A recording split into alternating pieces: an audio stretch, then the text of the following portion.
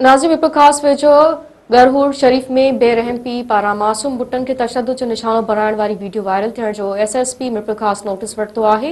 Police जवाबदार खे गिरफ़्तार करे वरितो आहे। तफ़सील वधीक मालूम कयो त तालिब शरका तालिब छा हिन वास्ते वधीक अपडेट आहे?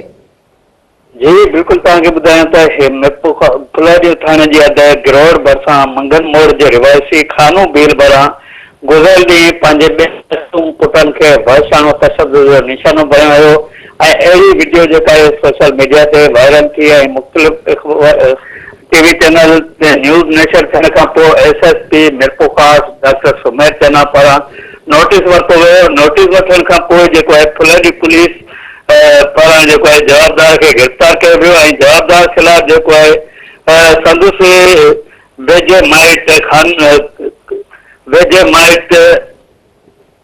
वेझेमाइट पारां जेको आहे फुलाडी थाणे ते पहुची केस दाख़िल करायो। केस दाख़िल कराइण खां पोइ फुलाडी पुलिस जवाबदार खानू बील खे गिरफ़्तार करे लाकअप करे छॾियो आहे। पुलिस मूजिबि त हिन मासूम ॿारनि खे बेगुनाह जेको आहे सख़्त तशद्दुद जो निशानो बणायो आहे ऐं ज़रियनि वटां इहो पिणु मालूम थियो आहे त खानू बील जो जेको वालिद आहे उहो पिणु अहिड़े क़िस्म जो माण्हू रहियो आहे ऐं उहो कारो इल्मु कंदड़ आहे ऐं हीउ बि कारो इल्मु सिखी रहियो आहे जिन में जिनूनियत पैदा थी रही आहे ऐं हीउ ॿारनि ते सख़्त तशद्दुद कनि था ऐं किन माण्हुनि जा जेको जिन कढण वग़ैरह कढनि था त उन्हनि खे ई अहिड़ो सख़्त तशद्दुद जो निशानो बणाइनि था। जी महिरबानी तालिब।